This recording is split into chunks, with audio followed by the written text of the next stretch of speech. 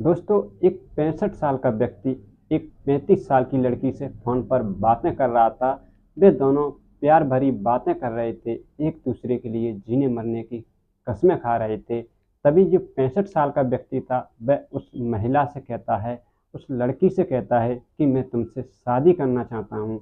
दोस्तों, फिर वह जो महिला थी, वह शादी के लिए हाँ कर देती है, लेकिन शादी के इसी बीच में कुछ उस 65 साल के व्यक्ति के साथ कुछ ऐसा हो जाता है, जिसे देखकर पुलिस व उसके घर वाले सभी हैरान हो जाते हैं।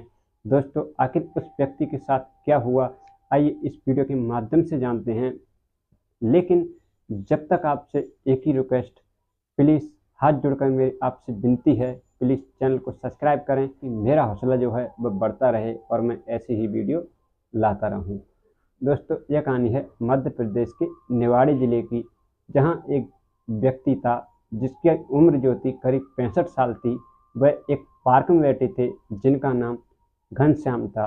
दोस्तों, उनकी उम्र जो थी करीब 65 साल थी, जिनकी रेलवे में फ़िलहाल ही कुछ समय पहले ही रिटायर हुए थे। तो वह इस बात को लेकर काफ़ी परेशान थे, क्योंकि उनकी पत्नी जो थी वह एक्सपायर हो चुकी थी और उनके बच्चे अपनी अपनी जगह पर सेटल हो चुके थे। तो अब वह इस दुनिया में अकेले पड़ गए थे।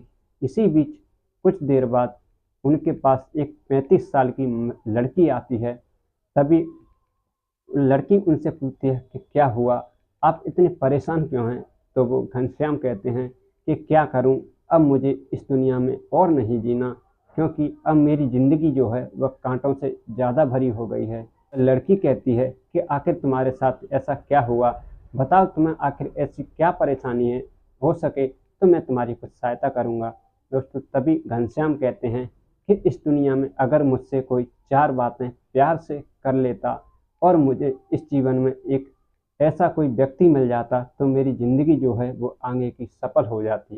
दोस्तों, तभी वह महिला जो थी वह कहती है, जिसका नाम सोनिया था, सोनिया कहती है कि आप परेशान क्यों हैं, आप मुझसे कहिए, मैं आपको अपना नंबर देती हूँ, आप मुझसे बातें कर लिया करें, जिससे आपका मन जो है वह शांत रहेगा, आप किसी बात की कोई परेशान ना लें। दोस्तों, उसके बाद वह एक होटल पर जाते हैं, दोनों बैठकर चाय पीते हैं और एक दूसरे से 2 ही घंटे में इतनी प्यार भरी मोहब्बत से बातें करने लगते हैं। ऐसा लगता है कि वे ना जाने कितने सालों से एक दूसरे को जानते हैं और अब वे दोनों एक दूसरे के लिए जीने मरने की कस्में खाने लगते हैं। दोस्तों, फिर वहाँ से अपने अपने घर जाते हैं। करीब रात के 8 बजे थे। तभी जो सोनिया थी वह घनश्याम के फ़ोन पर फ़ोन करती है और उनसे पूछती है, क्या हो रहा है आपका, आपने खाना खा लिया? तभी घनश्याम उनसे कहते हैं कि मुझे तो लग रहा था कि शायद आप मुझे फ़ोन ही नहीं करेंगी। लेकिन तभी सोनिया कहती है कि मुझे भी लग रहा था कि शायद आप मेरा फ़ोन नहीं उठाएंगे। लेकिन फिर धीरे धीरे करके दोनों बातें करने लगते हैं और आए दिन अक्सर उन दोनों में मुलाकातें होने लगती हैं, क्योंकि जो घनश्याम थे वह एक रेलवे से रिटायर हुए थे, तो उनके पास काफ़ी पैसा था और उन्हें कुछ करीब 35,000 के करीब उन्हें पेंशन भी मिल रही थी, जिसकी वजह से उनके पास जो पैसा था वह भरपूर था। वह सोनिया के लिए हर वह सुविधा, हर इच्छा, जहाँ भी वो कुछ भी कहती वह पैसे के लिए उसे माला माल कर देते हैं। वह जो भी कहती वह उससे एक कहने पर उसके लिए ला दिया करते हैं। धीरे धीरे करके वह दोनों एक दूसरे से प्यार भरी और ज़्यादा बातें करने लगते हैं, साथ रहते हैं। लेकिन एक दिन क्या होता है, शाम का वक्त था, घनश्याम सोनिया को फ़ोन लगाते हैं और उससे कहते हैं कि अब मुझे तुम्हारे बिना मैं अकेला रह नहीं सकता, अब दुनिया को तो पता चल ही रहा हो, इससे अच्छा है कि क्यों ना हम अब शादी कर लें, इस दूरी को हमेशा के लिए मिटा दें। दोस्तों, सोनिया जो थी जब यह बात सुनती है तो वो घबरा जाती है, क्योंकि सोनिया जो थी उस घनश्याम से ना तो कभी कुछ थी, ना ही अगर वह कुछ थी तो सिर्फ उसके पैसे से, क्योंकि सोनिया जो थी वह किसी दूसरी लड़के से प्यार करती थी। वह जिस लड़की से प्यार करती थी उसका नाम संदीप था। संदीप जो था वह भी सोनिया से बहुत प्यार करता था। लेकिन अब बेचारी सोनिया जो थी वह क्या करती, अब वह घनश्याम की बातों में फंस चुकी थी। लेकिन सोनिया उससे कहती है कि अगर मैं आपसे शादी करूंगी तो आपके घर वाले क्या कहेंगे, आपके परिवार वाले क्या कहेंगे, लोग ना जाने जाने आपसे क्या क्या कहेंगे। लेकिन घनश्याम जो थे वह जिद पर अड़ जाते हैं, वह किसी की नहीं मानते। तो सोनिया जो थी वह कहती है कि आप परेशान मत होइए, मेरे जो भी परिवार वाले हैं मैं उनसे बात कर कर आपको 2-4 दिन में ही बताती हूँ। दोस्तों, एक दिन क्या होता है कि संडे का दिन था। उस दिन घनश्याम जो थे वह अपने घर पर थे, लेकिन उधर सोनिया जो थी वह सुबह के करीब घनश्याम को फ़ोन लगाती है और उनसे कहती है कि मुझे आज शाम को कहीं घूमने जाना है, अगर तुम मुझे कहीं घुमाने के लिए ले चलो। दोस्तों, वह घनश्याम जो थे जब सोनिया के मुँह से जब बातें करके सुनते हैं तो वह एक पल में ही उससे हाँ कर देते हैं और उससे कहते हैं कि क्यों ना हम दोनों अगर साथ साथ होंगे तो कोई हमारी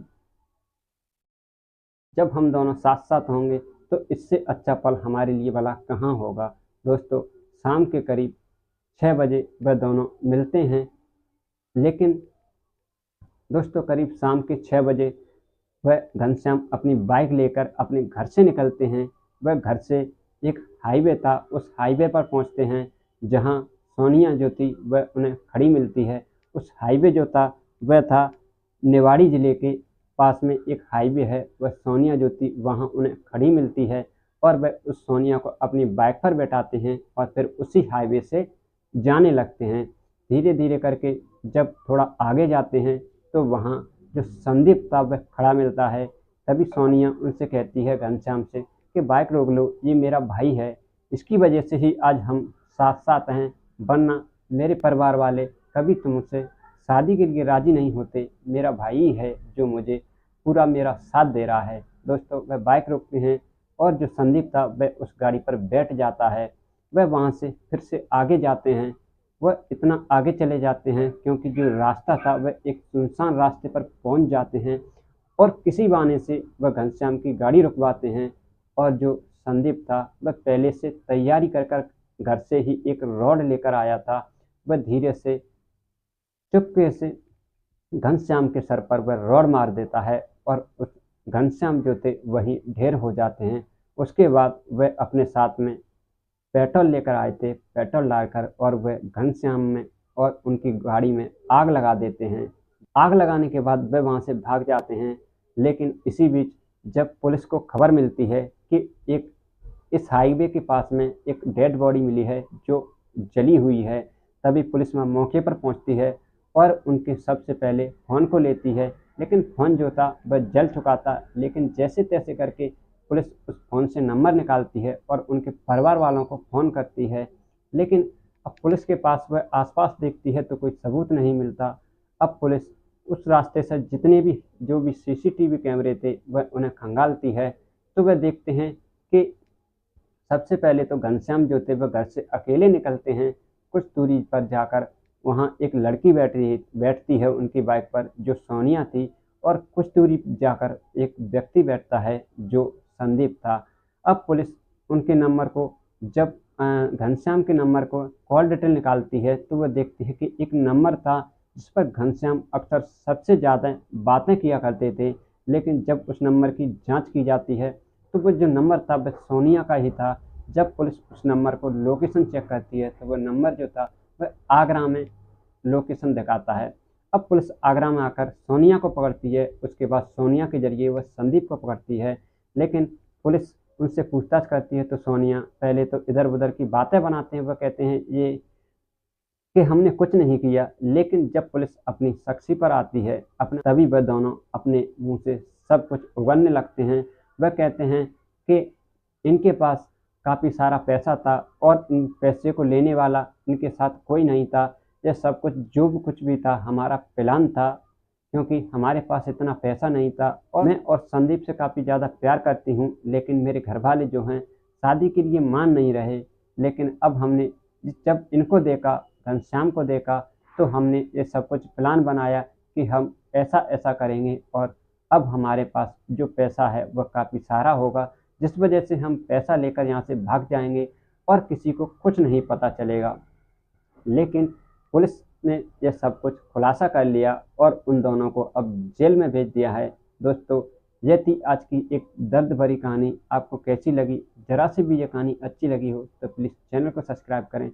वीडियो को लाइक करें ताकि मेरा हौसला बढ़ता रहे। दोस्तों, यह वीडियो किसी के दिल को ठेस पहुंचाने के उद्देश्य से नहीं, बल्कि आप लोगों को सतर्क और जागरूक रहने के उद्देश्य से बनाई गई है, ना कि किसी भी व्यक्ति के दिल को ठेस पहुंचाने के उद्देश्य से बनाई गई है।